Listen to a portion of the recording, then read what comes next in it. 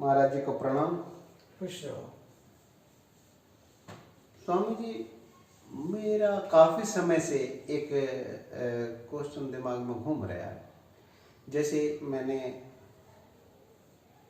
आश्रमों में सुना है और आदि शंकराचार्य के बारे में स्टडी किया है, तो उन्होंने 10 नाम अखाड़े का, जहाँ तक मैंने सुनने में आया कि उन्होंने 10 नाम अखाड़े बनाए थे। उसके बाद उसमें उदासीन अखाड़ा नहीं है, और ये अखाड़ा कब से हुआ और उदासीन ही क्यों कहा गया, थोड़ा सा इस पे प्रकाश डालें। जब आपने शुरुआत शंकराचार्य से की है तो शंकराचार्य जी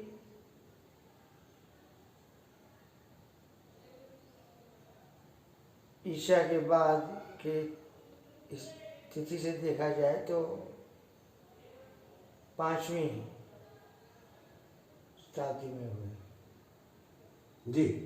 ईशा बाद, जी। जिसको कहते हैं अंग्रेजी में एडी। जी। एडी 500 कुछ है। जी।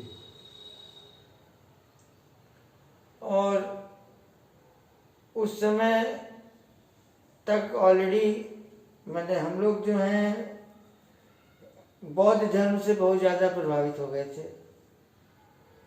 धीरे धीरे करके हिंदू मंदिरों की बनावटों में भी बहुत परिवर्तन हुआ और बौद्ध के स्तूप टाइप के आर्टिटेक्ट बनावट शुरू हुई। तो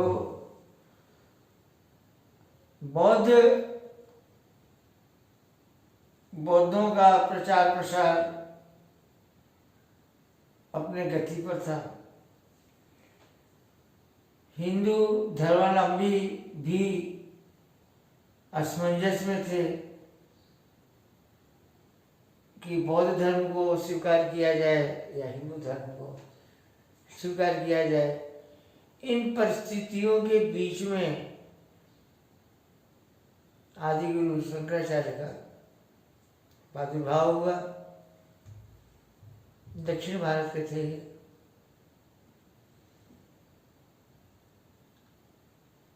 दक्षिण भारत में भी मैं उनके जन्म स्थान पर भी गया हूँ, केरला, और बॉर्डर लाइन है। अच्छा। और इन्होंने जहाँ साधना प्राप्त की वहाँ भी गया। तो सिंगरी शंकराचार्य का जो हेड ऑफिस है सिंगरी, वहाँ भी गया। तो उनकी अपनी एक रोचक कहानी है शंकराचार्य जी की। अच्छा। मेरी इच्छा हुई सुनाने की।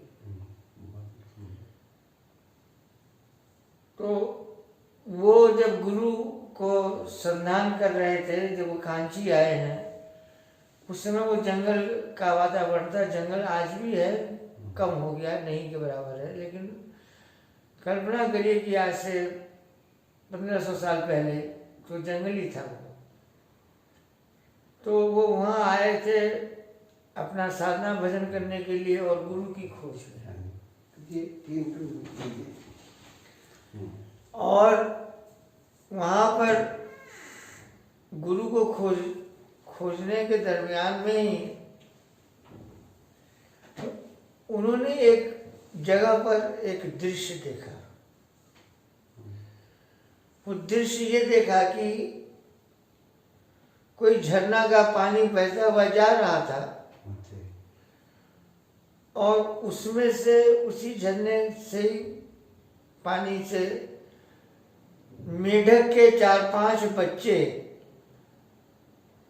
पानी से निकल के आकर के पत्थर पे बैठ गए थे। और बैठे रहे वो। धूप भी बहुत तेज हो गई थी और धूप तेज हो जाने की वजह से ये स्थिति हो गई थी कि मेढक के पंजे जो है वो सूख गए थे, वो दोबारा रिटर्न पानी में नहीं जा पा रहे थे। वो अपने तरफ से प्रयास तो कर रहे थे लेकिन जा नहीं पा रहे थे। अच्छा जी। सूर्य की रोशनी उनको और ज्यादा परेशान कर रही थी। इस दृश्य को यदि कोई देखने वाला था तो एकमात्र एक सर्प था। सर्प अपने बिल से देख रहा था कि 4 मेढक आए हैं, बैठे हुए हैं, काफी देर तक बैठे हुए हैं, अभी जा नहीं पा रहे हैं, इनका पाँव जाम हो गया है, सूख गया है, पानी सूख गया है, इसलिए वो छलांग नहीं लगा पा रहे हैं, पड़े हुए हैं, बच्चे हैं, हमारे आहार लायक भी नहीं है, हम इनकी रक्षा करें, बच्चे हैं। ऐसा विचार एक सर्प के दिमाग में आया, जबकि जाति का सर्प और मेढक और सर्प की दोस्ती आप लोग जानते होंगे, नहीं हो सकती, उसका तब भोजन है। हाँ। लेकिन उस सर्प के अंदर पता नहीं क्या भावना उठी या जो भी भया हो, वो सर्प गया और अपना फंदा अपना फन जी। पूरा निकाल करके उन 4-5 मेढकों को छाया दिया और छाया देता रहा। उन मेढकों के पास बैठ करके और ऊंचा हो करके अपने फन को पूरा खोल दिया, जिसकी छाया से 4-5 मेढक के बच्चे जो है सुरक्षित वहां पर पड़े रहे। इस दृश्य को शंकराचार्य जी ने दूर से देखा। अच्छा जी। शंकराचार्य जी इस दृश्य को देख के बड़े प्रभावित हुए और उनके मन में एक बात आई कि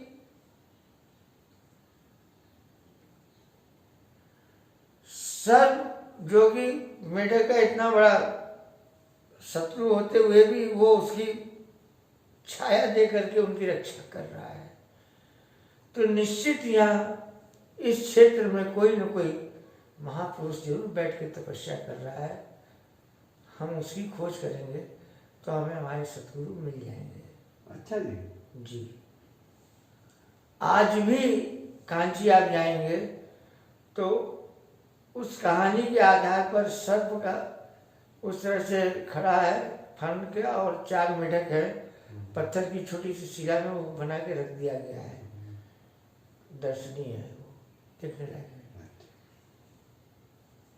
फिर वहां से शंकराचार्य जी उन्हीं पहाड़ों के ऊपर गए हैं और उन्हीं गुफाओं में उनको उनके सद्गुरु मिले हैं और गुरु शिष्य का जो भी वार्तालाप गया हो, शंकराचार्य जी वहाँ से निकले और निकलने के बाद उन्होंने जब बौद्ध धर्म वगैरह सब चीज़ों का अध्ययन किया, समझा बूझा, तो उन्होंने जो है हमारे सनातन धर्म जो हमारी प्राचीन सनातन धर्म है, जिस सनातन धर्म से बौद्ध धर्म का भी अवतार हुआ, वो उसी धर्म को लेकर, सनातन धर्म को लेकर ही अपनी व्याख्याएं और डिबेट या अन्य शहरों में जाकर के वार्तालाप करना, जिससे हम लोग उस जमाने में शास्त्रार्थ कहते थे। शास्त्रार्थ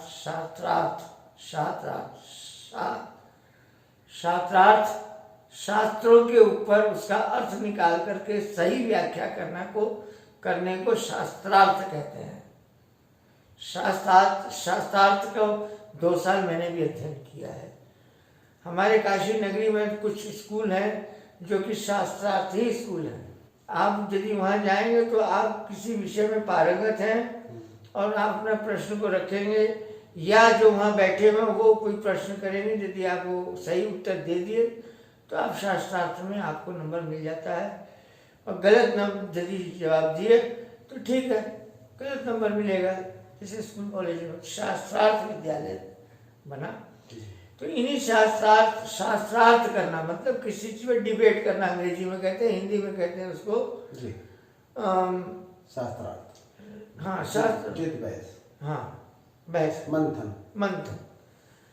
तो मंथन वो किए और उन्होंने सनातन धर्म के नींव को मजबूत करने के लिए हिंदुस्तान के जितने भी तीर्थ थे उस समय चेतन, उन सब तीर्थों में वो घूमे, घूम के सभी को सनातनीय पद्धति से ढाले और तभी भी देखे कि बौद्ध मान नहीं रहे हैं, तो फिर उन्होंने 10 नाम बोल करके एक तैयार किया फॉर्मूला, एक पैटर्न। इनके 10 नाम भी देखे जाए तो 10 प्रकार के होते हैं।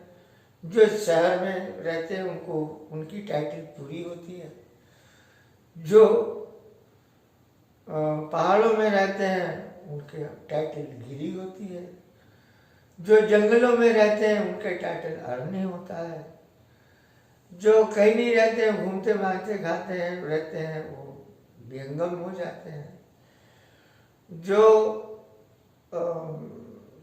तीर्थ टाइटल भी एक इनकी है वो तीर्थ हो जाते हैं। ऐसे करके इन्होंने 10 टाइटल तैयार करी, और भी 2-3 हैं।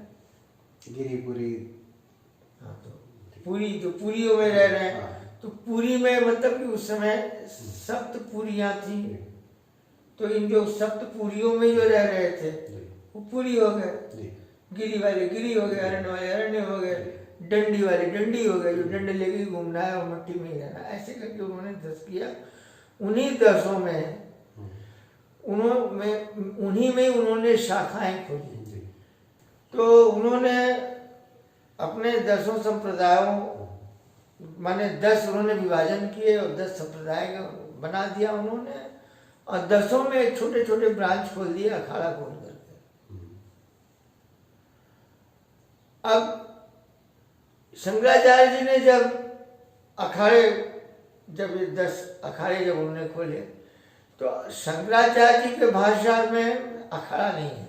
अच्छा, अखाड़ा ये कब से? ये अखाड़ा मालूम नहीं, अखाड़ा खोला उन्होंने, अखाड़ा ही है वो, लेकिन शब्द वहाँ अखाड़ा नहीं था। अच्छा, वो संगठन ऐसा कभी कुछ एक अलग है जी। अखाड़ा अपभ्रंश अभी 1000 साल हुआ है, 1000 साल हुआ है। तो उन्होंने ऐसे करके पॉकेट्स बनाए, 10 में एक कर दिया, समिति बना लिया या अखाड़ा बना दिया कि आप लोगों का काम है कि जो भी सनातन धर्म के विरुद्ध में बात करे मारो मारो नहीं माने मारो, उसको नहीं रहने का। तो वो एक फौज बन गई। अब वो फौज बन गई तो उसमें एक नामकरण कर दिया गया नागा। लेकिन नागा जो है एक अनुष्ठान है, एक संस्कार है, अनुष्ठान एक संस्कार है, संतों को दिया जाता है। नागा बोल के ये प्रचलित हो गया कि नागा है ये सैनिक है। लेकिन सैनिक सभी थे और जरूरी नहीं कि सभी नागा हों, क्योंकि नागा जो एक अलग ही प्रकार की दीक्षा है। तो नागा की दीक्षा हो या न हो, सैन्य का हमको एक संगठन तैयार करना है जो कि बौद्धों के विरोध में कुछ कर सकें। तो अखाड़े की स्थापना हो गई। अखाड़े में नागे भी थे और नागा नहीं भी थे। अखाड़ा इक्वल टू ये हमारा एक जस्ता है, सैनिकों का एक जस्ता है, ऐसे ही अखाड़े हुए। तो 10 नाम तो ऐसे गया। शंकराचार्य के बाद चतुष्पाद हुए, जिसे चतुष्पाद कहते हैं, माने 4 संत और हुए जिन्होंने वैष्णव धर्म के ऊपर अपनी रुचि दिखाई और वैष्णव धर्म को उच्च स्थान देने के लिए 4 विद्वान और पैदा हुए।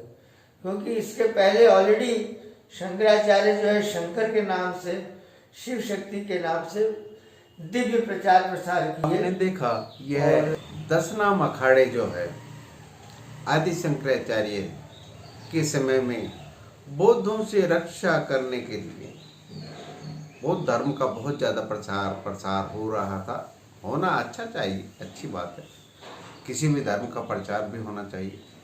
ये हिंदुस्तान ने तो सभी धर्मों को स्वीकार भी किया है। उसके बाद मुस्लिम धर्म आया, क्रिश्चियंस आए और वो बहुत से आए, उनको भी स्वीकार किया है। परंतु जब जब किसी धर्म ने दूसरे धर्म को नष्ट करने की कोशिश की, उनके अनुयायियों के द्वारा नष्ट करने की कोशिश की, तो उसका हर्जाना उसको खुद ही भुगतना पड़ा। उसका बेसिक कारण है कि कभी भी धर्म ये नहीं कहता कि दूसरा धर्म छोटा है, क्योंकि धर्म आत्म स्वरूप है, आत्मा का स्वरूप है। नदी सारी अलग अलग घूम के जाती जाती समुद्र में ही है। तो मेरा मानना यही है, जैसे कृष्ण ने भी कहा है, भगवान कृष्ण ने सर्वधर्मान परित्यज्य, अर्थात जो धर्म हैं वे त्याज्य योग्य हैं, त्यागने ही योग्य हैं। अर्थात वहां पर ना तो वो क्रिश्चियन से कह रहा है, ना बौद्ध से कह रहे हैं, और ना किसी मुस्लिम से कर रहे हैं। वो कहते हैं एक मनुष्य जाति से कि वह जो आत्मा का स्वरूप है, अगर आप इसको पहचान लेते हैं तो फिर असली धर्म को आप पहचान लेते हैं, जो इन आँखों के द्वारा भी देख रहा है। तो इसके बारे में और भी जानेंगे, विस्तार से बात होगी, इसको कंटिन्यू रखेंगे। उदासीन अखाड़ा और भी 2-3 अखाड़े हैं, अभी तो एक और है परी अखाड़ा आने की कोशिश कर रहा है। तो खैर चलो, जो भी है वो उनका मत है, अपना सिस्टम। परंतु ये धर्म की जो पकड़ के डोर पट्टे बांध के जो खड़े हो जाते हैं, ये इससे कल्याण का रास्ता नहीं है। मेन ये है कि रास्ते कल्याण का तभी है जब हम धर्म को अच्छे से समझ लें। जैसे मोमबत्ती का धर्म है उजाला करना, तो उसका स्वरूप को, असली स्वरूप हम जान लें और इसको कंटिन्यू रखेंगे। महात्मा जी से वार्तालाप करते रहेंगे। अभी के लिए इतना ही। सब्सक्राइब कीजिए, लाइक कीजिए। मैं बार बार इसलिए कहता हूँ कि ये जो चैनल हैं, इसमें हमारा आधार होगा, बेसिक होगा, जिससे कि हम, जैसे कि किसी भी धर्म की एक रीढ़ की हड्डी होती है, इसी प्रकार से ये रीढ़ की हड्डी है। हमें ज़रूर जान लेना चाहिए कि हमारे पीछे बेसिक क्या काम करता था, जिसकी वजह से हम खड़े रहे। मजाक उड़ाते हैं लोग बाग, जब आपको, हम लोगों को उसके बारे में, उसके अस्तित्व के बारे में ना मालूम हो। तो मेरा यही मानना है कि मजाक के पात्र ना बने और जाने इसके बारे में। सब्सक्राइब कीजिए, लाइक कीजिए। आपका अपना चैनल मुनि बाबा MBA करके। नेक्स्ट वीडियो में फिर से मिलते हैं। हरिओम, जय राम जी, सत श्री अकाल, वाहेगुरु, सलाम वालेकुम सबको।